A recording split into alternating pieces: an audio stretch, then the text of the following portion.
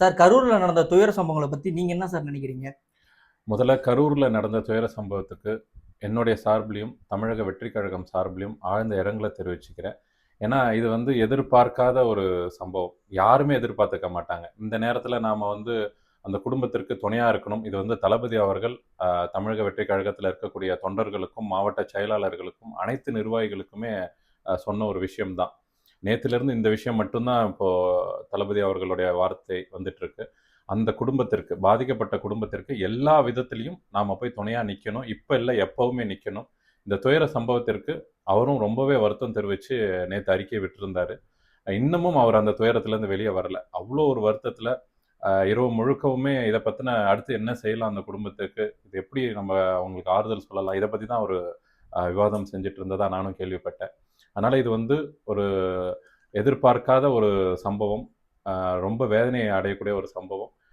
தமிழக வெற்றிக் கழகம் சார்பில அனைத்து குடும்பத்துக்கும் என்னுடைய ஒரு ஆறுதலையும், ஒரு வருத்தத்தையும் நான் தெரிவிச்சுக்கிறேன்.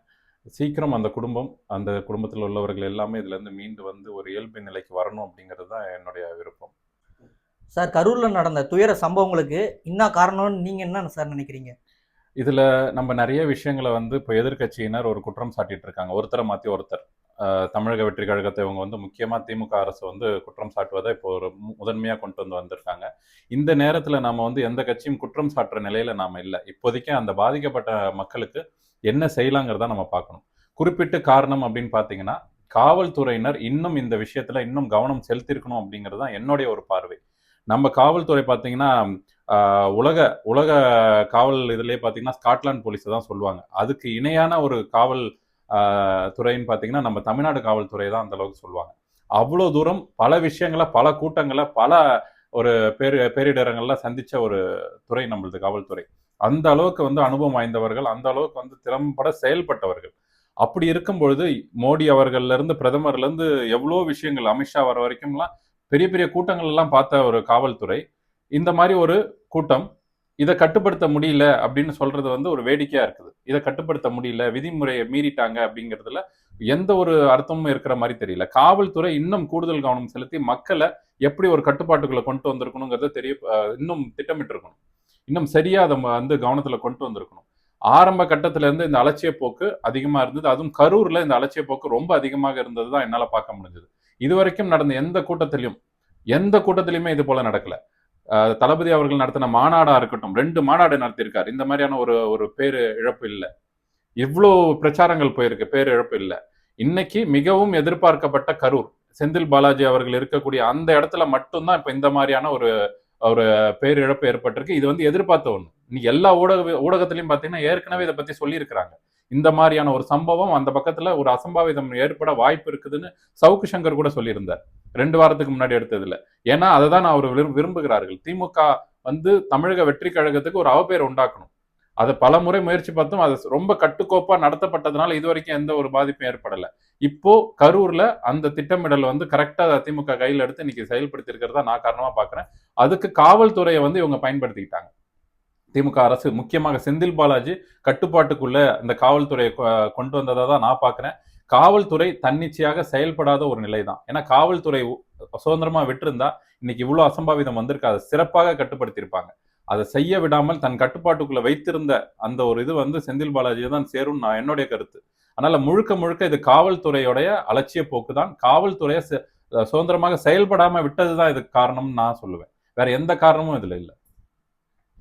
சார், பாதிக்கப்பட்ட குடும்பங்களுக்கு தமிழக வெற்றிக் கழகம் சொல்ல நினைப்பது என்ன சார்?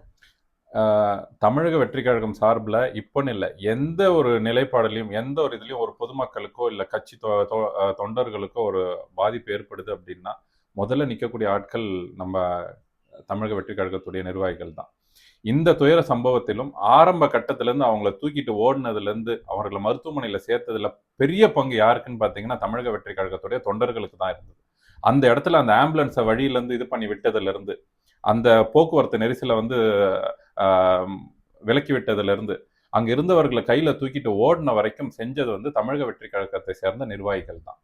அவர்கள் இவ்வளவு தூரம் செய்யலைன்னா இன்னுமே பெரிய பாதிப்பு ஏற்பட்டிருக்கும். நிறைய பேரை காப்பாற்ற முடியாம இன்னுமே இதோட எண்ணிக்கை இன்னும் அதிகமா இருக்கும். அப்போ இன்னும் ஏற்படக்கூடிய இருந்த பாதிப்பை வந்து காப்பாத்தியது, அதுல இன்னும் குறைச்சது, தடுத்து நிறுத்திய அந்த ஒரு பங்கு வந்து நிச்சயமாக தமிழக வெற்றி கழகத்துடைய தோழர்களுக்கு உண்டு. அதை மறுக்க முடியாது. முழுக்க முழுக்க இன்னைக்கு குற்றம் சாட்டுறாங்க திமுக. இன்னைக்கு பல ஆபத்துக்கள, பல உயிர்கள் சேதத்தை வந்து இன்னும் குறைச்ச ஒரு பெரிய பேர் வந்து தமிழக வெற்றி கழகத்துடைய தொண்டர்களுக்கு கண்டிப்பாக போய் சேரணும். இது மட்டும் இல்லாம இன்னைக்கு தளபதி அவர்கள் ஒவ்வொரு பாதிக்கப்பட்ட குடும்பத்துக்கும் 20,00,000 ரூபாய் கொடுத்திருக்கிறாங்க. அதே போல அந்த சம்பவத்துல இன்னும் உடல்நிலை பாதிக்கப்பட்டவர்களுக்கு 2,00,000மும், மரணித்தவர்களுக்கு 20,00,000மும் சொல்லியிருக்காரு. இது வந்து இதோட போதும்னு நான் சொல்லல. இதோட நிற்க மாட்டார் தளபதி அவர்கள். இன்னமுமே அந்த குடும்பத்திற்கு ஒரு துணையாக இருந்து, அதிலிருந்து அவர்கள் முழுமையாக வெளிவரவும், அதுல பாதிக்கப்பட்ட குடும்பங்களுக்கு ஒரு நிரந்தர ஒரு ஒரு ஆறுதல் கொடுக்கக்கூடியவராகவும் தளபதி சிந்திப்பாருங்கிறது தான் என்னுடைய இது. அதனால தமிழக வெற்றி கழகம் அந்த பாதிக்கப்பட்ட குடும்பங்களுக்கு வெறும் நிவாரணத்தோட நிறுத்திடாம, இன்னும் அவர்கள் எல்லா விதத்திலும் கட்சி தொண்டர்களும், தளபதி அவர்களும் துணை நிற்பார் அப்படிங்கிறது தான் என்னுடைய ஒரு செய்தியாக நான் அவர்களுக்கு கரூர்ல பாதிக்கப்பட்ட மக்களுக்கு நான் தெரிவித்துக்கிறேன். சார், இந்த துயர சம்பவங்களுக்கு பத்தி வந்து பத்திரிகையாளர் கேள்விக்கு விஜய் அவர்கள் பதில் சொல்லாம போயிருக்காரு சார். நேத்து இந்த துயர சம்பவம் வந்து நடந்து முடிஞ்சு, தளபதி அவர்கள் அங்கிருந்து ஏர்போர்ட்ல இருந்து உள்ள வராங்க. அப்பவே அவர்களுக்கு தகவல் தெரிவிக்கப்பட்டது. அவர் அந்த இழப்பு ஏற்பட்டது, உயிரிழப்பு ஏற்பட்டுச்சு அப்படிங்கும்போதே அவர் வந்து உண்மையிலேயே ரொம்ப உடைஞ்சு போயிட்டார். தளபதி அவர்கள் பேசக்கூடிய நிலையில இல்ல. இன்னும் சொல்லணும்னா, அந்த விஷயத்த அவர் தகவல் கொடுக்கும் பொழுது, கிட்டத்தட்ட அவர் கண்ணு கலங்கி ரொம்பவும் வருத்தப்பட்டதாக தான் செய்திகள் எங்களுக்கு கிடைச்சது. நான் இது பண்ணும்போது. அவர் ஏர்போர்ட்ல இருந்து வெளிய வரும்போது பேசக்கூடிய நிலையிலே அவர் இல்ல. அந்த செய்திய கேட்டு கொஞ்ச நேரம் அவர் அமைதியா தான் இருந்தார். அவர் யார்கிட்டயுமே பேச முடியாத ஒரு சூழல்ல, அவ்ளோ தூரம் ரொம்பவே மனவேதனையில பாதிக்கப்பட்டு தான் இருந்தார். அவர் வந்து திரும்ப ஏர்போர்ட்ல இருந்து திரும்ப அவர் வெளியில வரும்பொழுது கூட பார்த்தீங்கன்னா, கேமராவ அவர் பார்க்கக்கூடிய நிலையில கூட இல்ல. அந்த அளவுக்கு அவர் கண் கலங்கி, அந்த அளவுக்கு அவர் இருந்தார். உண்மையிலேயே அங்க இருந்தவர்களுக்கு தெரியும், எங்களுக்கு தெரியும். ரொம்ப பாதிக்கப்பட்ட நிலையில, ரொம்ப மனவேதனையில இருந்ததுனால தான் அவர் அந்த நேரத்துல அவரால எதுவுமே பேட்டி கொடுக்க முடியல. அந்த நேரத்துல அவர் பேட்டி கொடுக்கக்கூடிய ஒரு சூழலும் அங்க அமையல. ஏன்னா, இது ரொம்ப சென்சிட்டிவான ஒரு விஷயம். முழுமையாக என்ன நடந்ததுன்னு அவருக்கு தெரியாது. எத்தனை உயிரிழப்புகள் ஏற்பட்டிருக்கு, எப்படி நடந்தது எதுவுமே தெரியாம அங்க வந்து ஒரு கட்சியின் தலைவர் வந்து போயிட்டு நேரடியா பிரஸ்ல குடுத்தோம்னா, அத பிரஸ் ஊடகம் இன்னும் அத சென்சிட்டிவ் ஆக்குறதுக்கான ஒரு வாய்ப்பு இருக்கு. இவர் ஏற்கனவே ரொம்ப ஒரு மன உளைச்சல்ல, மன அழுத்தத்தில அவர் அந்த துயர சம்பவத்த கேட்டு இருந்ததுனால, அந்த நேரத்துல அத தவிர்ப்பது தான் சிறந்தது. அதுதான் அவர் சரியா செஞ்சிருக்காரு. அந்த நேரத்துல பேட்டி குடுக்க வேண்டிய அவசியமும் இல்ல. அந்த நேரத்துல கட்டாயமாக உடனடியாக நம்ம அத செய்யணுங்கிறது இல்ல. ஆனா, அங்கிருந்து நகர்ந்து போன பிறகு ஒரு ஒரு அதிகாரப்பூர்வ ஒரு அறிக்கையாக ட்விட்டர்ல அவருடைய துயர மனவேதனைய அவர் வந்து வெளிப்படுத்தியிருந்தார். அவர்களுக்கு ஆறுதலும் சொல்லியிருந்தார். கரூர் மக்களுக்கு நான் எப்பவும் துணையா நிப்பேங்கிறதையும் அவர் வந்து தெரிவிச்சிருந்தார். இதுதான் வந்து இப்போதைக்கு அவரால செய்ய முடிஞ்ச ஒன்று. இன்னும் அவர் அந்த துயரத்திலிருந்து வரலங்கிறது தான் உண்மையான செய்தி. இந்த நிமிஷம் வரைக்குமே ரொம்ப ஒரு ஒரு சங்கடத்துல தான் அவர் இருக்கார். இந்த நிமிஷம் வரைக்குமே. ஸோ அதனால அவர் ஒரு நார்மலுக்கு அவர் வரணும். இந்த துயரத்திலிருந்து அவரும் வெளிய வந்த பிறகு தான் ஒரு ஒரு உடைய கேள்விகளுக்கோ, ஊடகத்துடைய கேள்விகளுக்கோ அவரால பதில் சொல்ல ஒரு நிலைக்கு அவரால வர முடியும். அதனால அது வந்து வேணும்னு திட்டமிட்டு செய்யறதோ, இல்ல ஊடகத்துக்கு மதிக்காம செஞ்சதோ இல்ல அப்படிங்கிறது என்னுடைய ஒரு பார்வை. சார், தமிழக வெற்றி கழகம் சார்புல பாதிக்கப்பட்ட குடும்பங்கள வந்து நேர்ல ஏன் நிர்வாகிகளோ, இல்ல கட்சியில இருக்கவங்க ஏன் போய் பார்க்காம இருக்காங்க? இல்ல அது ஒரு செய்தி ஊடகத்துல அந்த மாரி தான் வருது. ஆனா நீங்க தெரிஞ்சுக்கணும், பாதிக்கு பாதி மக்களை கொண்டு அங்க இதுல சேர்த்ததே பார்த்தீங்கன்னா, தமிழக வெற்றி கழகத்தை சார்ந்த தொண்டர்கள் தான். அங்க தூக்கிட்டு ஓடுறது, அங்க கொண்டு போய் சேர்த்தது, அவர்களுக்கு துணையா இருந்ததெல்லாம் அவர்கள் சொந்த பந்தங்கள் மட்டுமல்ல. தமிழக வெற்றி கழகத்துடைய தோழர்கள் தான் பாதிக்கு பாதி அங்க போய் ஹாஸ்பிட்டல்ல அவ்வளோ தூரம் துணையாக இருந்தது. முக்கிய நிர்வாகிகள் அங்க செல்ல முடியாத காரணம் என்னன்னு பார்த்தீங்கன்னா, திமுகவினர். இங்க 1, 2 அப்படிங்கிறது அங்க போய் மருத்துவமனையில அனுமதிக்கப்படும் முன்னரே முக்கிய அமைச்சர்கள்லாம் அங்க போய் இருக்கிறாங்க. அதுவே எனக்கு பெரிய சந்தேகம். ஒரு ஒரு விபத்து ஏற்படுது. விபத்து ஏற்பட்டவர்கள் அங்க போய் மருத்துவமனையில போய் உள்ள சேர்றதுக்கு முன்னாடி அமைச்சர்கள், அங்க பத்திரிகையாளர்கள்லாம் அங்க கூடி நிக்கிறதுங்கிறது அ ஏற்றுக்கொள்ள முடியாத ஒரு விஷயம். அதுவும் அவ்ளோ கூட்டத்துல இருந்து இவர்கள் எப்படி போய் அங்க நின்னாங்க? யாரு பத்திரிகையாளர்கள் எப்படி போய் அங்க முன்கூட்டியே நிக்கிறாங்க? ஏன் அங்க போய் நின்னாங்க? எப்படி கரெக்ட்டா அமைச்சர் அங்க வராரு? அது ஒரு அமைச்சர் இல்ல 2 அமைச்சர் வராரு. அன்பில் மகேஷ்க்கு அங்க என்ன வேல? எப்படி வந்தாரு அங்க? எவ்வளோ நேரத்துல அப்ப தகவல் தெரிவிக்கப்பட்டு அவரு அங்க வராரு? ஏன்னா நிகழ்ச்சி முடிஞ்சு இங்க அசம்பாவிதம் வர்றதுக்கு முன்னாடி அங்க போயிடுறாங்க. அங்க போய் பார்த்தீங்கன்னா, முழுமையான விவரம் என்னன்னே வெளியில தெரியறதுக்கு முன்னாடி 40 பேர் இறந்துட்டாங்க. 30க்கு மேற்பட்டோர் இறந்துட்டாங்க. 50 பேர்கிட்ட வந்து பாதிக்கப்பட்டிருக்கிறாங்க. காயம் ஏற்பட்டிருக்கு. இந்த மாரியான ஒரு செய்திய யாரு குடுக்குறாங்கன்னு பார்த்தீங்கன்னா, திமுக சார்புல தான் கொடுக்கப்படுகிறது. அவங்களுக்கு ஆதரவு பெற்ற அந்த சேனல் சன் நியூஸ்லயும், கலைஞர் நியூஸ்லயும் தான் இது வருது. ரேட்டிங்லாம் அதிகமா வர ஆரம்பிச்சது. அப்போ அங்க முன்கூட்டியே இது எல்லாமே திட்டமிட்டது மாரி அங்க போய் உட்கார்ந்துட்டு, முழுமையாக அந்த மருத்துவமனைய ஆக்கிரமிப்பு செய்றாங்க. ஆக்கிரமிப்பு செஞ்சதுல தமிழக வெற்றி கழகத்தை சேர்ந்தவர்கள் எல்லாருமே உள்ள போக முடியல. அங்க முக்கிய நிர்வாகிகள் யாருமே போக முடியல. தேவையில்லாத ஒரு பதற்றமான ஒரு சூழ்நிலையை உருவாக்கி மக்கள் மத்தியில அங்க ஒரு கலவரத்தை உண்டாக்கக்கூடிய வகையில இவர்கள் பேச்சு அங்க அமையுது. யாரு அமைச்சருடைய பேச்சு அமையுது. அங்க போய் பாத்தீங்கன்னா அன்பில் மகேஷ் வந்து பாத்தீங்கன்னா கண்ணீர் மல்க அவர் பண்றாரு. கண்ணீர் மல்க அங்க வந்து இந்த அளவுக்கு வந்து அவருக்கு வந்து செய்திகளை கொடுத்து இவ்வளவு பாதிப்படைஞ்சு இவ்வளவு வேகமாக அவர் எங்கிருந்து வந்தார்? கரூர் இல்ல அவரோட ஊர் இல்லையா? செந்தில் பாலாஜியோட ஊர் தான் கரூர். இவர் எங்கிருந்து வராரு? அன்பில் மகேஷ் எங்கிருந்து வந்தார்? திடீர்னு அங்கிருந்து பக்கத்துல ஏதோ ஒரு நிகழ்ச்சிக்கு வந்ததாகவும் அங்கிருந்து அவர் வந்து உடனடியாக வந்ததாகவும் சொல்றாரு. அங்கிருந்து அவர் வரணும்னா கூட 1.5 மணி நேரம் 2 மணி நேரம் ஆகும். அவ்வளவு வேகமாக அவர் அங்க வந்து இவ்வளவு ஒரு மக்களுக்கு வந்து தகவலை கொடுக்கிற அளவுக்கு அவருக்கு எப்படி விஷயம் தெரிவிக்கப்பட்டது? இன்னும் ஊடகத்துக்கே அங்க எத்தனை பேர் பாதிக்கப்பட்டாங்கன்னு தெரியல. மருத்துவமனை நிர்வாகமே வந்தவங்களுக்கு வந்து சிகிச்சை கொடுக்கறதுல தான் கவனம் இருக்கிறாங்க. அவங்களுக்கும் எத்தனை பேர் இறந்தாங்க போனாங்கன்ற ஒரு அதிகாரப்பூர்வமான ஒரு செய்திகள் வரல. அதுக்குள்ள இவருக்கு செய்தி தெரிவிக்கப்பட்டு அவ்வளவு தூரம் வந்து அவங்க பேசுறாங்க அப்படிங்கும் போது பல சந்தேகங்கள் உருவாக்கப்படுது. ரைட்டுங்களா? அதனாலதான் அந்த அந்த இடத்த இவர்கள் முழுமையாக ஆக்கிரமிப்பு செய்து திட்டமிட்டு இந்த செய்திகளை வந்து ஒரு பொய்யான செய்திகளை அங்க மக்கள் கிட்ட பரப்பணுங்கிற ஒரு நோக்கத்தோட அங்க செயல்பட்டதுனாலதான் முக்கிய நிர்வாகிகள் அங்க அனுமதிக்கப்படவில்லை. அங்க போக முடியல. அங்க போனாங்க அப்படின்னா தேவையில்லாத ஒரு பதற்ற சூழ்நிலை உருவாகும். இன்னும் சிகிச்சை வந்து பாதிக்கும்ங்கிறத கருத்தில் கொண்டுதான் இப்போ இந்த நேரத்தை மருத்துவர்கள் அதை சிகிச்சை கொடுக்கட்டும், இப்போதைக்கு அமைதி ஆகட்டும், இவர்கள் கட்டுப்பாட்டில் இருக்கக்கூடிய அந்த மருத்துவமனை கொஞ்சம் இதா ஆகணும். அதனாலதான் தாமதம் ஆச்சு, இவர்கள் போக முடியல தவிர்த்து. ஆனால் கட்சியுடைய தொண்டர்கள், தமிழக வெற்றி கழகத்துடைய கட்சி தொண்டர்கள் எல்லாருமே அங்க மக்களுக்கு உதவக்கூடிய நிலையில தான் அங்க இருந்தாங்க. அங்க தூக்கிட்டு போனது, அட்மிட் போட்டது, அங்க வந்து மக்களுக்கு ஆதரவா நின்னது எல்லாமே அந்த ஊரை சேர்ந்த தமிழக வெற்றி கழகத்துடைய தோழர்கள் தான். அதுல எந்த இதுவும் இல்ல. முக்கிய நிர்வாகிகள் செல்ல முடியாத ஒரு சூழ்நிலை, அதுவும் திமுக ஆக்கிரமிப்புனாலதான். அந்த மருத்துவமனையை சுத்தி வளைச்சுக்கிட்டு இவர்கள் கட்டுப்பாட்டுக்குள்ள அனைத்தும் வச்சிருந்துட்டு முக்கிய நிர்வாகிகள் அங்க அனுமதிக்க முடியல. அனுமதிச்சு அங்க உள்ள போனாலும் ஒரு பதற்ற சூழ்நிலையை அவங்க வச்சிருந்தாங்க. ஒரு எப்படி சண்டை வளர்க்கணும், சும்மா போய் பாத்துற முடியுமா சொல்லுங்க? இவங்களே போறாங்க. ஒரு தமிழக வெற்றி கழகத்துல மாவட்ட செயலாளரே போறாரு, இல்ல பொதுச் செயலாளர் அவர்களே போறாருன்னா முழுமையாக அங்க திமுக ஆதரவாளர்களும் இந்த மாதிரியான ஒரு திட்டத்திலே இருக்காங்க. போன சண்டை வளர்ப்பாங்களா இல்லையா? போய் நின்றுகிட்டு இருந்தா மக்களை தூண்டி விட்டு அந்த நேரத்துல ஒரு எமோஷனலா இருக்கிற நேரத்துல என்ன ஆகும்? இவர்கள்கிட்ட வம்பு வழக்க தான் செய்வாங்க. ஆறுதல் சொன்னாலுமே அது வந்து வேற விதமாக தான் போகும். அங்க திரும்ப கலவரம் நடக்கும், அங்க திரும்ப பிரச்சனைகள் உண்டாகும். அதை தவிர்ப்பதான் அவங்க வந்து முக்கிய நிர்வாகிகள் போகலையே தவிர்த்து போகக்கூடாது, அந்த பாதிக்கப்பட்ட மக்கள் மீது அக்கறை இல்லை அப்படிங்கறதெல்லாம் கிடையாது. இதுதான் உண்மையான காரணம் போகாததுக்கு. சார் இப்ப பாத்தீங்கன்னா விஜய் அவர்கள் லேட்டா வந்ததுதான் வந்து ஒரு மிகப்பெரிய காரணமான்னு சொல்லிட்டு இருக்காங்க. அதை நீங்க எப்படி சார் பாக்குறீங்க? சார் இது திரும்பவும் ஸ்கூல் பசங்க போயிட்டு வந்து பென்சிலை காணும், ரப்பரை காணும், இவன் அடிச்சான் அதனாலதான் அது, அதை அடிச்சான் இவனாலதான் இதுங்கிற மாதிரி இருக்கு. ஒரு காவல்துறை, நான் முன்னாடியே சொன்னேன், ஸ்காட்லாண்டுக்கு இணையாக தமிழக காவல்துறையை வந்து இன்னைக்கு உலகம் போட்டிருக்கிறது. அப்படி இருக்கும் பொழுது ஒரு கட்சியின் தலைவர் குறிப்பிட்ட நேரத்துக்கு வருவாரு வரமாட்டாரு அப்படிங்கறது எல்லா தகவலையும் இவர்கள் வந்து சேகரிச்சுட்டு தான் இருப்பாங்க. உளவுத்துறை மூலயமாக அத்தனை தகவலும் இவருக்கு போயிட்டு தான் இருக்கும். யாருக்கு? காவல்துறைக்கு. அப்படி இருக்கும் பொழுது அந்த காவல்துறை என்ன பண்ணணும்? ஒரு நேரம் முன்ன பின்ன ஆகுது, அந்த ஏன் ஆகுதுங்கிறதுக்கு பல காரணங்கள் இருக்கலாம். ஒண்ணு பாதுகாப்பு காரணமா இருக்கலாம், இல்ல ஏதாவது கடைசி நிமிடங்கள்ல ஏதாவது மாற்றங்கள் இருக்கலாம், இல்ல ஏதாவது அச்சுறுத்தல் இருக்கலாம், இல்ல இவருடைய வாகனங்கள் ஏதாவது ரிப்பேரா இருக்கலாம், இல்ல பிளைட் அவருடைய விமானம் ஏற்பாடுகள் செய்யப்படுறதுல ஏதாவது தாமதம் இருக்கலாம், இல்ல அதை தயார் செய்தல தாமதம் இருக்கலாம். என்ன காரணம் வேணாலும் இருக்கலாம். அது இதுக்கப்புறம் விசாரிக்கும் போது தான் நமக்கு தெரியும். ஆனால் தாமதம் ஏற்படுது அப்படிங்கிறது தகவல் யாருக்கு? நான் முதல்ல வந்து நாமக்கல் கூட்டத்துக்கு போகும்போதே தகவல் தெரிஞ்சிருமா? நாமக்கல் காவல்துறைக்கும் நாமக்கல்ல இருக்கக்கூடிய மாவட்டத்தோட ஆட்சி நிர்வாகத்திற்கும் எல்லாருக்குமே தெரிஞ்சிடுது. மாவட்ட நிர்வாகத்துக்கு நாமக்கல்ல அவர் வந்து பேசும் பொழுது என்ன பண்ணிருக்கணும்? கரூர்ல எத்தனை மணிக்கு வருவாருங்கிற ஒரு திட்டமிடல காவல்துறை பண்ணிருக்கணும். அந்த திட்டமிடல் இருந்ததுன்னா கூட்டம் சரி மாலை நேரத்துல இவ்வளவு தூரம் வராங்க, எப்படி கட்டுப்பாட்டுக்குள்ள கொண்டு வரணும், எப்படி பண்ணணும், எவ்வளவு போலீஸ் அங்க போட்டிருக்கணும், எப்படி அதை வந்து சரியாக வழிநடத்தல் இருக்கணும், இப்படிங்கிறத அவங்க தீர்மானிச்சிருக்கணும். இது எதுவுமே இல்லாம தளபதி அவர்கள், விஜய் அவர்கள் லேட்டா வந்தது மட்டும்தான் காரணம். அதனால மட்டுமே இந்த இழப்பு ஏற்பட்டுச்சுங்கிறது கையாளாகாத தனமா தான் நான் பாக்குறேன் காவல்துறையோடது. ஒரு பிரதமர் வராருன்னா என்னைக்காவது எந்த கூட்டத்துக்காவது பிரதமரா இருக்கட்டும் முதலமைச்சரா இருக்கட்டும் சொன்ன நேரத்துக்கு வந்திருக்காங்களா இது வரைக்கும்?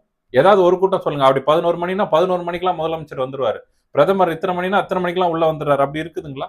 முன்ன பின்ன இருக்கதான் செய்யும். காவல்துறை அதுக்கு தகுந்தால் போலதான் வந்து ஒரு பாதுகாப்பு வழிமுறைகளை அவங்க வந்து பின்பற்றணும். திட்டமிடலே இல்லாம காவல்துறை ஒரு பேரளவுக்கு தான் ஒரு குறிப்பிட்ட ஒரு பாதுகாப்பு கூட அவங்க வந்து அடிப்படையான பாதுகாப்பை கூட கொடுக்கல. கரூர்ல ஒரு பேசிக்கான ஒரு விஷயத்த கூட அவங்க செயல்படுத்தல. அப்படிங்கும் போது இவர்கள் எப்படி விஜய் அவர்களை மட்டும் குற்றம் சாட்டுறாங்க? அப்ப தாமதமா வந்திருந்தா நாமக்கல்லையும் அந்த பிரச்சனை வந்திருக்கணும் இல்லைங்க? நாமக்கல்லையும் அந்த பிரச்சனை வந்திருக்கணும். அங்கேயும் தாமதமா தானே போனாரு. காலையில வர வேண்டியவர் மதியம் தான் போய் அங்க கூட்டத்தை நடத்துறாரு. அங்க எந்த கலவரமும் வரலையே, அங்க எந்த பேரிழப்பும் வரலையே. அப்ப இங்க மட்டும் எப்படி பேரிழப்பு வருது? அப்ப இங்க இருக்கக்கூடிய காவல்துறை ஏன் அதை திட்டமிடல? மாவட்ட ஆட்சியர் நிர்வாகம் ஏன் அதை செய்யல? இப்ப இங்க மட்டும் ஏன் அந்த குளறுபடி நடக்குது? ஏன்னா இங்க full and full Senthil Balaji கட்டுப்பாட்டுக்குள்ள காவல்துறை இருக்கு. செந்தில் பாலாஜி என்ன சொல்லுதோ அதுதான் காவல்துறை. செந்தில் பாலாஜியோடைய செயல் திட்டங்கள் என்னவோ அதை தான் காவல்துறை நேற்று நிறைவேற்றிருக்கு. அதனால்தான் மௌனம் சாதிக்குது. அதை இன்னைக்கு தளபதி மீது குற்றம் சாட்டப்படுகிறது. இந்த குற்றத்தை கண்டிப்பா ஏத்துக்கவே முடியாது. லேட் ஆனதுனால உயிரிழப்பு ஏற்படுதுங்கிறது ஏத்துக்கவே முடியாத ஒரு விஷயம். அதை திட்டமிட்டு காவல்துறை தளபதி மீது சுமத்துகிறது. அதை ஒரு நாளும் அனுமதிக்க முடியாது. சார், கரூர்ல நடந்த அந்த துயர சம்பவத்திற்கு ஒரு சில பேர் திமுக தான் சதி பண்ணியிருக்காங்கன்னு சொல்றாங்க. அதை நீங்க எப்படி சார் பாக்குறீங்க? திமுக சதி பண்ணிச்சா இல்லையாங்கிறது இல்லை. அதை எனக்கு அந்த அளவுக்குலாம் அவங்கள நான் குற்றம் சாட்ட விரும்பல இந்த நேரத்தில். நான் சில விஷயங்களை நான் சொல்றேன். இப்போ நாமக்கல்ல கூட்டம் நடந்தது. நாமக்கல்ல சொன்ன நேரத்தை விட லேட்டாக தான் அவர் போறாரு. அங்க கூட்டம் சரியான முறையில் திட்டமிடல் படி எந்த பிரச்சனையும் இல்லாமல் நல்லபடியாக நடக்குது. அங்கேயும் கட்டுக்கடங்காத கூட்டம். கரூர்ல இருந்தது போலவே எதிர்பார்த்ததை விட அதிகமான கூட்டம். காலையில இருந்தே அங்கேயும் நிக்கிறாங்க இல்லைங்களா? இங்கேயாவது கரூர்ல இரவு நேரம் அந்த வெயில் தாழ்ந்துதான் அந்த அளவுக்கு கூட்டம். ஆனா அங்க பாத்தீங்கன்னா காலையில இருந்தே மதியம் வரைக்கும் மாலை 3 மணி வரைக்குமே நடக்குது கூட்டம். அது வரைக்குமே மக்கள் வெயிலையும் அந்த இதுலயும் காத்திருந்து எல்லாமே நடக்குது. இன்னும் சொல்லணும்னா அதிகமான பாதிப்பு சொல்றாங்க பாத்தீங்களா, வெயிலே நின்னாங்க, சாப்பிடல போல. இது எல்லாம் நாமக்கல்லையும் இருந்தது. நாமக்கல்லையும் அடிக்கிற வெயில்ல மதிய வெயில்ல ஃபுல்லா நின்று தான் முடிச்சுட்டு வராரு. எந்த ஒரு சின்ன சலசலப்பும் இல்லாம நல்லபடியாக அங்க முடியுது. மாவட்ட நிர்வாகம் அங்க சிறப்பா செயல்பட்டது. மாவட்ட ஆட்சியரா இருக்கட்டும், காவல் கண்காணிப்பாளர் ஆகட்டும், சிறப்பாக அந்த காவல்துறை அங்க செயல்பட்டதுனாலதான் அங்க எந்த அசம்பாவிதமும் நடக்கல. அது மட்டும் இல்லாம தளபதி அவர்களை கூட்டம் முடிஞ்சு கரூர் எல்லைக்கு வரைக்கும் கொண்டு எந்த ஒரு பிரச்சனையும் இல்லாம நல்லபடியாக காவல்துறை கரூர் மாவட்ட ஆட்சி நிர்வாகத்திடம் ஒப்படைத்து விட்டு அடுத்தது போறாங்க. அதனாலதான் தளபதி அவர்கள் அந்த செயல்பாடை பாராட்டி நிகழ்ச்சி ஆரம்பிக்கும் பொழுதே நாமக்கல் மாவட்ட காவல்துறையை பாராட்டினார். அது கரூரோட காவல்துறையை பாராட்டல. நிகழ்ச்சி ஆரம்பிக்கும் போதே அந்த வார்த்தையை சொல்றார். நாமக்கல் மாவட்ட காவல்துறையை தான் அவர் பாராட்டி, காவல்துறையோட செயல்பாடுகள் சூப்பரா இருந்தது, அவங்க இல்லைன்னா நான் வந்திருக்க முடியாது, ரொம்ப சிறப்பாக கொண்டாந்து விட்டாங்க, இல்லைன்னா ஹைவேவை தாண்டி நான் உள்ள வர்றதுக்கு எனக்கு ரொம்ப கஷ்டமா இருந்திருக்குங்கிறத பாராட்டினார். சரிங்களா? அந்த அளவுக்கு பாராட்டினதை கரூர் வந்த பிறகுதான் பிரச்சனை ஸ்டார்ட் ஆகுது. கரூருக்கு வந்த பிறகு பாத்தீங்கன்னா ஒன்னு ஒன்னா பிரச்சனைகள் ஸ்டார்ட் ஆகுது. கூட்ட நெரிசல்கள் திட்டமிட்ட மாதிரி இல்ல. அவர் எங்க பேசணும்னதோ அதை தாண்டி ஒரு 300 மீட்டர் தாண்டி உள்ள போய் தான் பேச சொல்றாங்க காவல்துறையினர். ஏன்னா கூட்ட நெரிசல் எவ்வளோ, அந்த கூட்ட நெரிசலை கட்டுப்படுத்துவதற்கு காவல்துறையில போதிய காவலர்கள் அங்க இல்ல. ரைட்டுங்களா? காவலர்கள் இல்ல. போதிய அளவுக்கு கட்டுப்பாடு அந்த இதெல்லாம் இல்ல. ரெண்டு பக்கமும் பாத்தீங்கன்னா அங்க பாத்தீங்கன்னா ஒரு எந்த ஒரு கட்டுப்பாடு மக்கள் கிட்டக்க வராம இருக்க, நெரிசல் இல்லாம இருக்க எந்த ஒரு கயிறு கட்டுறதோ இல்ல கட்டுறதோ எதுவுமே செய்யல. கூட்டத்தோட கூட்டமா காவல்துறையினர் எங்கேயோ ஒரு ஓரமா நிக்கிறாங்க. மக்கள் ஒரு பிரச்சனைன்னு ஆரம்பிக்கும் போது அந்த கூட்டம் முடியும் பொழுது பாத்தீங்கன்னா அந்த கூட்ட நெரிசல்ல இருக்கிறவங்கள தடியடி நடத்துறாங்க. எதுக்குன்னா ஆம்புலன்ஸ் போறதுக்கு வழி விடணும்னு. நீங்க நினைச்சு பாருங்க, நிக்க கூட முடியாத அந்த இடத்துல அவ்வளவு நெருங்கி நிக்கக்கூடிய பெண்கள் இருக்காங்க, குழந்தைகள் இருக்காங்க, இளைஞர்கள் இருக்காங்க, எல்லாம் நெருங்கி நெருங்கி நிக்கிறாங்க. அங்க ஒரு தடியடியை நடத்தினா எப்படி ஒரு பதட்ட சூழ்நிலையில எல்லாம் ஓடுவாங்க பிச்சுக்கிட்டு? நீங்க சொல்லுங்க பாப்போம். அந்த நேரத்துல ஒரு தடியடி அவசியமா? எந்த ஒரு ஒரு அறிவு இருக்கிறவங்க இந்த மாதிரி செய்வாங்களா? அதுவும் ஒரு காவல்துறையில இந்த மாதிரி நேரத்துல இந்த மாதிரியான ஒரு தடியடி உத்தரவை அவ்வளவு பெரிய கூட்டத்துல போட்டா அது எப்படி வேணாலும் கலவரமா மாறும் இல்லையா? தமிழக வெற்றி கழகத்துடைய தொண்டர்கள் அந்த நிலைக்கு போகல, அதுவே கலவரமா மாறி எப்படிடா நீங்க அடிக்கலான்னு இப்படி மாறி இருந்தாங்கன்னா என்ன யோசிச்சு பாருங்க. அந்த அளவுக்கு போகாம அப்பவும் கட்டுப்பாட்டோட இருக்கிறார்கள். அப்பவும் பாதிக்கப்பட்டவங்களை தூக்கிட்டு வர்றதுல மட்டும்தான் தமிழக வெற்றி கழகத்துடைய தொண்டர்களுக்கு கவனம் இருக்குது. ஆம்புலன்ஸை விடணும், தூக்கிட்டு போகணும், அங்கதான் இது பண்றாங்க. எங்க பிரச்சனை ஆகுதுன்னு பாத்தீங்கன்னா, தளபதி அவர்கள் பேசிட்டு இருக்கும் போது செருப்பு வீசப்படுது பாத்தீங்களா? தமிழக வெற்றி கழகத்தை சேர்ந்தவர்கள் யாரும் செருப்பு வீச போறது இல்ல. அதுக்கு நான் என்ன சொல்றேன்னா, அங்கேயே திமுகவினர் உள்ள நுழைஞ்சிட்டாங்கன்றதுதான் என்னுடைய.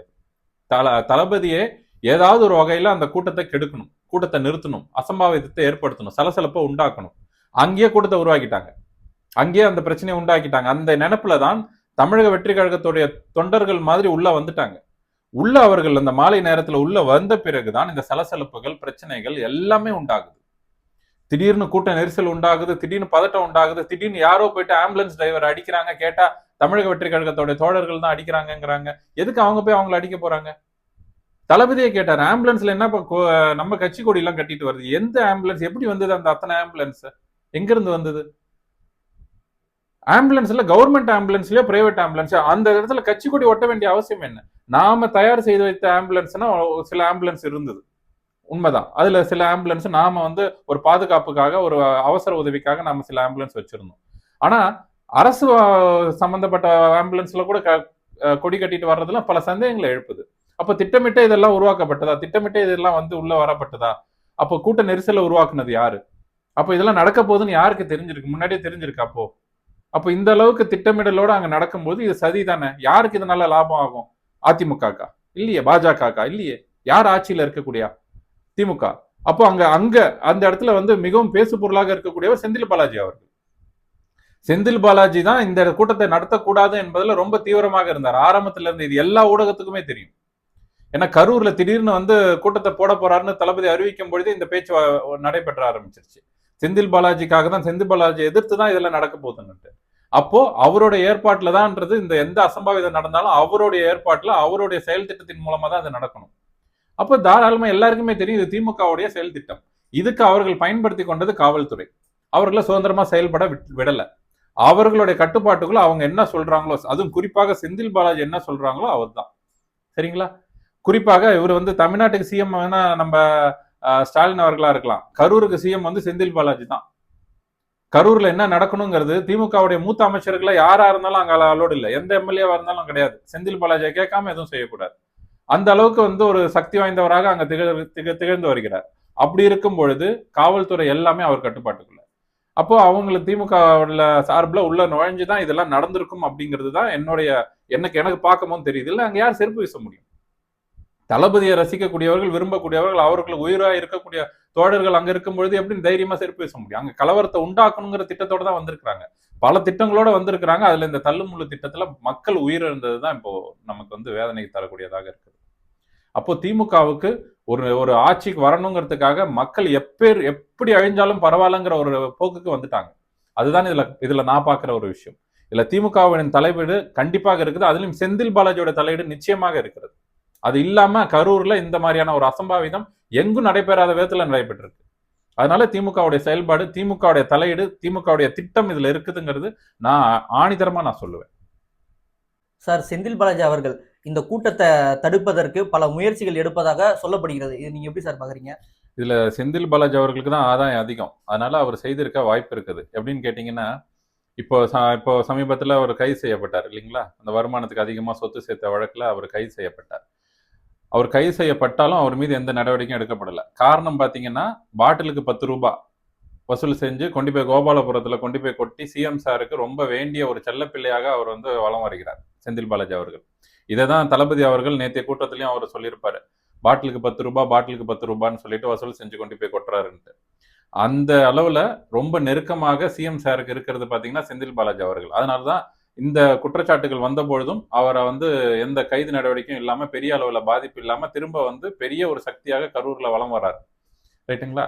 இது போக போக்குவரத்து துறை அமைச்சராக இருக்கும் பொழுது இடியால கைது செய்யப்பட்டு பண மோசடி வழக்கிலையும், பல வருமானத்துக்கு அதிகமாக சொத்து சேர்த்த வழக்கு, லஞ்ச ஊழல் வழக்கு, இது எல்லாத்துலயுமே அவர் வந்து கைது செய்யப்பட்டு சிறையில் அடைக்கப்பட்டார். அங்க பெரிய டிராமாவே போட்டார். காக்காளிப்பு வந்துருச்சு, நெஞ்சவெளி வந்துருச்சு, இல்லாத நடிப்புலாம் நடிச்சார். ரைட்டுங்களா? இல்ல நம்மளே பார்த்திருக்கோம். அதெல்லாம் நடிப்பெல்லாம் நடிச்சு இடி அமலாக்கத்துறை நீதிமன்றத்துல இது அத்தனையும் பொய், ஒரு நடிக்கிறாருன்னு நிரூபிக்கப்பட்டது. அதன் பிறகு இவர் சிறை சென்றார், தூக்கி உள்ள போட்டாங்க. அதன் பிறகு பாத்தீங்கன்னா திரும்ப அவருக்கு ரொம்ப பக்கபலமாக இருந்தது பாத்தீங்கன்னா யாரு? திமுக தான். அப்பவும் எல்லா விதத்திலையுமே அவருக்கு உறுதுணையாக இருந்து அவருக்கு வந்து அதுல இருந்து வெளியே கொண்டு வரதுக்கான எல்லா செயல்பாடுகளும் செஞ்சாங்க. வெளியே வந்த உடனே பாத்தீங்கன்னா எந்த ஒரு கட்சியும் செய்யாத ஒரு விஷயத்த செஞ்சது என்னன்னு பாத்தீங்கன்னா, அவருக்கு திரும்ப அமைச்சர் பதவி வழங்கப்பட்டது. யாரு? உள்ள போக்குவரத்து துறை அமைச்சராக அவர் வந்து எல்லா ஊழலும் செஞ்சு அதுக்காக உள்ள போயிட்டு வர்றாரு சிறைக்கு. அதுல போயிட்டு வந்து எல்லா சாட்சிகளும் கொடுக்கப்பட்டு அதுல சிறை சென்று வந்தவருக்கு அமைச்சர் பதவி கொடுத்தது. உச்ச நீதிமன்றத்துல திரும்ப வந்து இந்த வழக்கு விசாரணைக்கு வரும்போது திமுகவை வந்து ரொம்பவே கண்டிச்சது. இந்த மாதிரி அவருக்கு திமுக அரசை கண்டிச்சு, இந்த மாதிரி வந்து ஒரு குற்றவாளிக்கு சிறை சென்று வந்தவர்களுக்கு நீங்க எப்படி அமைச்சர் பதவி கொடுப்பீங்க, எந்த அடிப்படையில கொடுத்தீங்கன்னும் போதுதான் அவர் திரும்ப முன்னாள் அமைச்சரா மாறுறாரு. உடனே பதவி பறிக்கப்பட்டு முன்னாள் அமைச்சரா போறார்.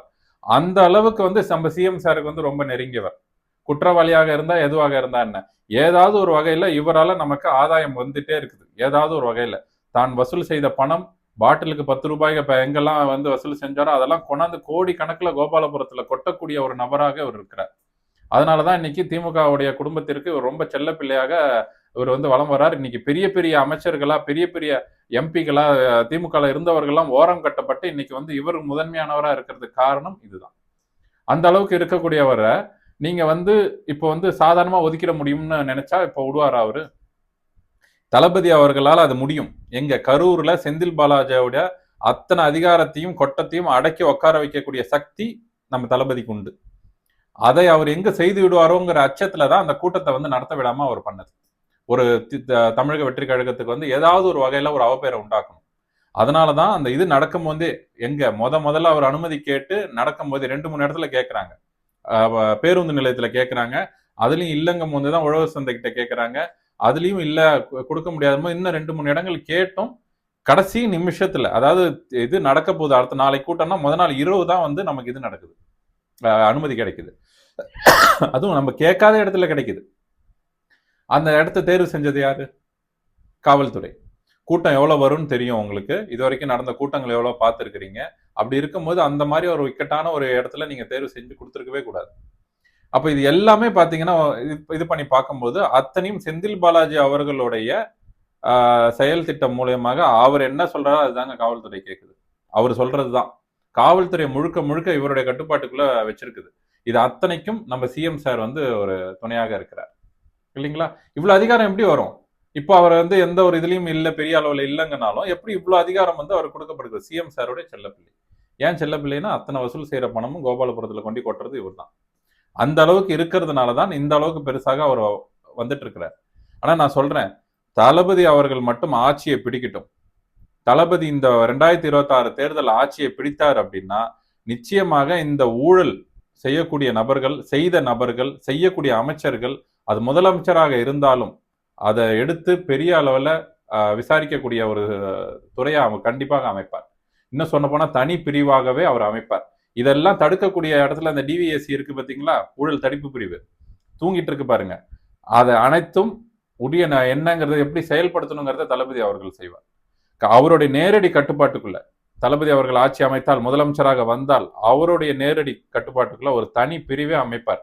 அதுவும் ஊழல் தடுப்பு பிரிவாக இந்த ஊழல் செய்தவர்களை களையெடுக்கும் ஒரு பிரிவாக அவர் நிச்சயமாக அவர் வந்து அமைப்பார். அது ஒரு ஐஏஎஸ் தலைமையிலேயோ ஒரு சிறந்த ஒரு நேர்மையான ஒரு அதிகாரியின் தலைமையிலேயோ அது நடக்கும். அது நேரடி கட்டுப்பாட்டுக்குள்ள தளபதியோட கட்டுப்பாட்டுல இருக்கும். நிச்சயமாக இந்த மாதிரி ஊழல் பெருச்சாளிகள், ஊழல் செய்தவர்களுடைய அத்தனை பணத்தையும் வெளிக்கொண்டு வருவார், முகத்திரையை கிழிப்பார். இதெல்லாம் நடந்துடக்கூடாதுன்னு செய்யறதுதான் இந்த செந்தில் பாலாஜியோட வேலை. ஏன்னா இதனால பாதிக்கப்பட போறது அவரு தான் முதல்ல. இதை தடுப்பதற்காக தான் செந்தில் பாலாஜி இதை செஞ்சிருப்பாரு. செந்தில் பாலாஜிக்கு தான் இதுல ஆதாயமும் இருக்கு. சார், தமிழக வெற்றி கழகத்தின் பொதுச் செயலாளர் மற்றும் மாவட்ட நிர்வாகிகள் மீது ஜாமீனிலிருந்து வெளியே வர முடியாத அளவுக்கு வழக்கு பதிவு செஞ்சிருக்காங்க சார். அதை எப்படி சார் பாக்குறீங்க? பொதுச் செயலாளர் அவர்கள் உங்களுக்கு தெரியும், எல்லா நிகழ்ச்சிக்குமே முன்கூட்டியே சென்று எல்லாத்தையுமே பார்வையிடக்கூடியவர். ஒரு எதையுமே மிஸ் பண்ண மாட்டார். எல்லா இடத்துக்கும், மாநாடாக இருக்கட்டும், சாதாரண கூட்டமாக இருக்கட்டும், ஒரு கட்சியோட நிகழ்ச்சியா இருக்கட்டும், 1 நாள் 2 நாளைக்கு முன்னாடியே போயிடுவார். அந்த கூட்டத்தோடைய முக்கியத்துவம் பொறுத்து, அந்த கூட்டம் எவ்வளவு கூடுதுங்கிறத பொறுத்து. அதே போலதான் எல்லாத்துலயும் நீங்க பார்த்திருக்கலாம். நான் கூட பல வீடியோல சொல்லியிருப்பேன், அவரை மாதிரி பணி செய்வதற்கு யாரும் இல்லை.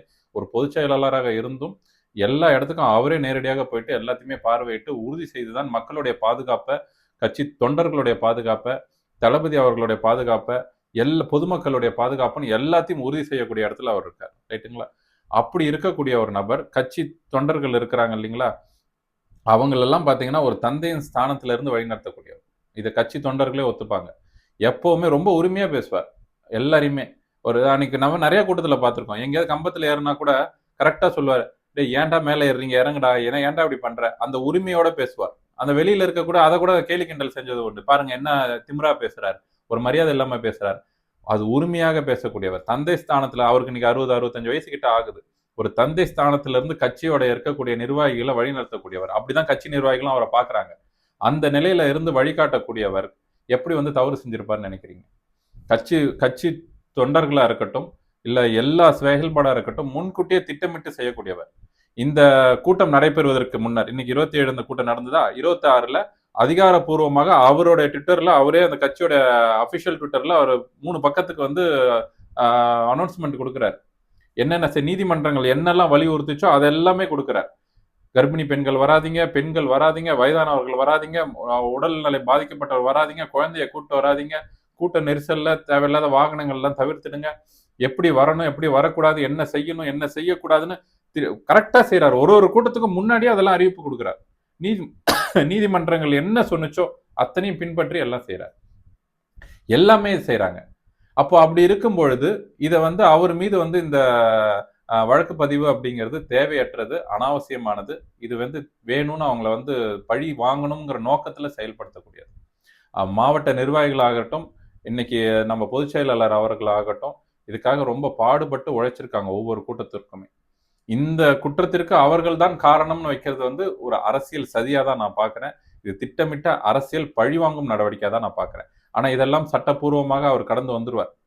அவருடைய இப்போ கடந்து வர வேண்டிய ஒரு விஷயம் என்னன்னா, இந்த துயர சம்பவத்துல பாதிக்கப்பட்ட மக்களுக்கு எப்படி ஆறுதல் சொல்றதுன்னு தெரியாம அவர் தவிச்சிட்டு இருக்கிறார். உண்மையிலே தளபதியா இருக்கட்டும், நம்மளுடைய பொதுச் செயலாளரா இருக்கட்டும். அதுல இருந்து அவங்க மீண்டு வர்றதுதான் சங்கடமே தவிர்த்து, இந்த மாதிரியான ஒரு பொய் வழக்குலயோ, இந்த மாதிரியான ஒரு சூழ்நிலைய ஒரு அரசு தனக்கு சாதகமாக பயன்படுத்தி கொண்டிருக்கிற திமுக உடைய இந்த வஞ்சகத்தெல்லாம் அவர் மீண்டு வர்றதெல்லாம் அவருக்கு வந்து ஒன்றும் பெரிய விஷயம் இல்லை. அதுல இருந்து மீண்டு வந்துருவார். அதுக்கு சட்ட வல்லுநர்கள், கட்சியுடைய சட்ட வழக்கறிஞர்கள் எல்லாருமே அதுக்கு துணையா இருந்து அதுக்கான செயல்பாடுகளை அவங்க பார்த்துப்பாங்க. அதனால இது ஒன்றும் பெரிய விஷயமே கிடையாது. மக்கள் பாதிக்கப்பட்டதுல இருந்து துயரத்துல இருந்து வெளியே வர்றதுதான் ஒரு கஷ்டம். சார், தமிழக அரசு ஆணையம் அமைச்சு விசாரணை செய்ய உத்தரவிடப்பட்டிருக்கு சார். அதை நீங்க எப்படி சார் பாக்குறீங்க? இந்த ஆணையம்லாம் கண் துடைப்புக்காக நடத்தப்படுகிறதுங்க. அருணா ஜெகதீஷன் தான் நினைக்கிறேன், நீதிபதி, ரிட்டையர் ஆன நீதிபதியோட தலைமையில் அதை பண்ணியிருக்காங்க. இவங்க ஏற்கனவே ஸ்டெர்லைட் துப்பாக்கிச்சூடு விஷயத்துலையும் இவங்க தான் வந்து ஆணையம் அமைச்சு அந்த அவரோட தலைமையில தான் எல்லா விசாரணையும் நடைபெற்றது. அந்த விசாரணை அறிக்கையை எதுவுமே செயல்படுத்த கூட இல்லை. முந்தைய அதிமுக ஆட்சியில பார்த்தீங்கன்னா எதுவுமே செயல்படுத்தல. இப்போதைய திமுக ஆட்சியிலையும் பார்த்தீங்கன்னா அதை செயல்படுத்தவே இல்லை. அப்படி இருக்கும் பொழுது திரும்ப அவங்க தலைமையில் அப்படிங்கிறது ஒரு கண் துடைப்புக்காக இல்லை, திமுகவுடைய என்ன நினைக்கிறாங்களோ அது அறிக்கையாக வரும். புரியுதா? திமுக தான் இவங்களை தேர்ந்தெடுக்குது. திமுக என்ன நினைக்குதோ அதுதான் அறிக்கையாக சமர்ப்பிக்க போறாருங்கிறது தான் என்னுடைய இது.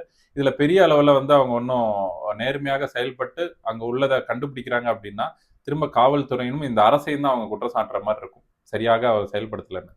ஏன்னா அந்த இடத்தை தேர்வு செஞ்சு அனுமதி வழங்கியதுல இருந்து, இந்த கூட்ட நெரிசல்ல காவல்துறை சிறப்பாக செயல்படாததுல இருந்து, முன்கூட்டியே திட்டமிடல் ப்ராப்பரா இல்லாததுல இருந்து, இந்த கரண்ட்டை வேற கட் பண்ணி விட்டாங்க பாருங்க இடையில. இதெல்லாம் தேவையற்றது. ஏன்னா கடைசி நிமிஷத்துல கரண்ட்டை கட் பண்ண வேண்டிய அவசியம் என்ன? அப்போ அவ்வளோ நேரம் கூட்டம் நடக்குது. கடைசி நிமிஷத்துல தானே போய் அவங்க வந்து தொண்டர்கள் போயிட்டு அங்க போய் அந்த கரண்ட்ல போய் கையை வச்சு ஏதாவது ஒன்று ஆக போகுது. அவ்வளோ நேரம் சிறப்பாக செயல்பட்டது அந்த கடைசி நிமிஷத்துல கரண்ட்டை கட் பண்ணி தள்ளுமுறை ஏற்படுத்தி இதெல்லாம் உண்மையிலே விசாரிச்சால், உண்மையிலே அவங்க ஆணையம் வந்து நேர்மையாக விசாரித்தால், திமுக அரசும் திமுக அரசு கட்டுப்பாட்டில் இருக்கக்கூடிய காவல்துறையும் திமுகவை சார்ந்த செந்தில் பாலாஜி மீது தான் வழக்கு பதிவு செய்யணும். அவர்களை தான் இதுல முக்கிய குற்றவாளிகளாக அவர்கள் கொண்டு வரணும். ஆனா அப்படி வருங்கிற நம்பிக்கை எனக்கு இல்லை. இவர்கள் கண்டிப்பாக ஒரு இந்த திமுக அரசு என்ன சொல்லுகிறதோ அதை தான் இவங்க வந்து இந்த ஆணையமும் கொடுக்க போகுது. அதனால இந்த இந்த ஆணையம் வந்து பெரிய அளவுல எனக்கு வந்து ஒரு நேர்மையான விசாரணை நடத்துங்கிற நம்பிக்கை எனக்கு துளியும் கிடையாது. கண் துடைப்புக்காக நடத்தப்படும், இல்ல திமுகவுடைய எண்ணங்கள் என்னவோ, திட்டங்கள் என்னவோ அதை செயல்படுத்தக்கூடிய ஒரு ஆணையமாக தான் இது இருக்கும். தமிழக வெற்றி கழகத்தின் அடுத்த கட்ட நிலைப்பாடு என்ன சார்? இப்போ இந்த பாதிக்கப்பட்ட குடும்பத்திற்கு முடிஞ்ச அளவுக்கு நம்ம எவ்வளவு ஆறுதலா இருக்க முடியும், எவ்வளவு உதவிகள் செய்ய முடியும், அவங்கள அந்த துயரத்திலிருந்து அந்த பாதிக்கப்பட்ட குடும்பத்தை எப்படி கொண்டு வர முடியும், இதுலதான் இப்போதைக்கு தமிழக வெற்றி கழகத்துடைய தலைமையும் தொண்டர்களும் அந்த மாவட்ட நிர்வாகிகளும் ஆலோசனை செஞ்சுட்டு இருக்காங்க. இப்போ முழு கவனமும் தேர்தல் பிரச்சாரமோ இல்லை ஓட்டு வாங்குறதுலையோ இல்லை. இந்த துயர சம்பவத்துல பாதிக்கப்பட்டவங்களுக்கு எப்படி உதவுவது, அவங்களுக்கு எப்படி துணை நிற்பது, இதுல இருந்து அவங்கள அந்த குடும்பத்தை எப்படி கொண்டு வர்றது, மீட்டு கொண்டு வர்றது, இதுல இன்னும் வேற என்ன அவங்களுக்கு உதவியா நாம இருக்கலாம். இதுதான் நேற்று இரவுல இருந்து தளபதி அவர்களும் பொதுச் செயலாளர் அவர்களும் இன்னும் முக்கிய தலைமை நிர்வாகிகளும் ஆலோசனை செஞ்சுட்டு இருக்காங்க. இதுல இருந்து வந்த பிறகுதான் மற்ற கூட்டங்களை பத்தியும் மற்ற விஷயங்களை பத்தியும் நம்மளால இப்போ பேசவும் முடியும். அதை பத்தி தளபதி அவர்களும் சிந்திக்க முடியும். தளபதி மனசு ஃபுல்லா பாத்தீங்கன்னா இப்ப இந்த பாதிக்கப்பட்ட குடும்பத்துக்கு ஏதாவது செய்யணுங்கிறது தான். அதனாலதான் இப்போ ஒவ்வொரு விஷயத்தையும் அதை வந்து யோசிச்சு நிதானிச்சு செஞ்சுட்டு இருக்கிறாங்க. இப்போ அரசியல் செய்யவோ ஓட்டு வாங்குற எண்ணமோ தளபதிக்கும் கிடையாது, பொதுச் செயலாளருக்கும் கிடையாது, மாவட்ட நிர்வாகிகளுக்கும் கிடையாது. எப்படி உதவி செய்யலாம் இந்த பாதிக்கப்பட்டதுக்கு, அதன் பிறகு திரும்ப இந்த மாதிரி பாதிப்பு வராம இருக்க என்னெல்லாம் நம்ம நடவடிக்கைகள் எடுக்கலாம், இந்த 2 விஷயத்துலையும் தான் கவனம் இருக்கும். இது முடிஞ்ச பிறகு அதே எழுச்சியோட தளபதி அவர்கள் மக்களை சந்திப்பார். அதே எழுச்சியோட பொதுச் செயலாளர் அவர்களும் மாவட்ட நிர்வாகிகளும் செயல்படுவாங்க. தொண்டர்கள், கட்சியுடைய கழகத்துடைய தொண்டர்கள் எந்த விதத்திலும் மனசு சோர்வடையாம, இதெல்லாம் அரசியல்ல நம்ம கடந்து வந்து தான் ஆகணும். இந்த மாரியான சதி திட்டங்கள், இந்த மாரியான விஷயங்கள்லாம் நடக்க தான் செய்யும். இதுல நம்ம மக்கள் பாதிக்காம இன்னும் எந்த அளவுக்கு நாம வந்து அவங்களுக்கு துணையா இருக்கணும், எந்த மாரியான முன்னேற்பாடுகள்லாம் செய்யணுங்கிறத, இன்னும் திட்டமிடலோட செய்யணுங்கிறதுக்கான ஒரு ஒரு விஷயமா இத நம்ம எடுத்துக்கிட்டு, இன்னும் ஜாக்கிரதையா நம்ம செயல்படணுங்கிறது தான் நான் சொல்வது.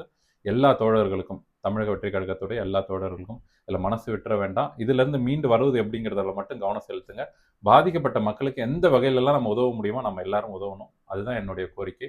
தளபதிக்கும், தமிழக வெற்றி கழகத்துடைய பொதுச் செயலாளர் அவர்களுக்கும், இந்த தொண்டர்களுக்கும் என்னைக்கும் நாம துணையா நாம நிக்கணும் ஒருத்தருக்கு ஒருத்தர் அப்படிங்கிறது தான் என்னுடைய ஒரு வேண்டுகோள் இந்த நேரத்துல.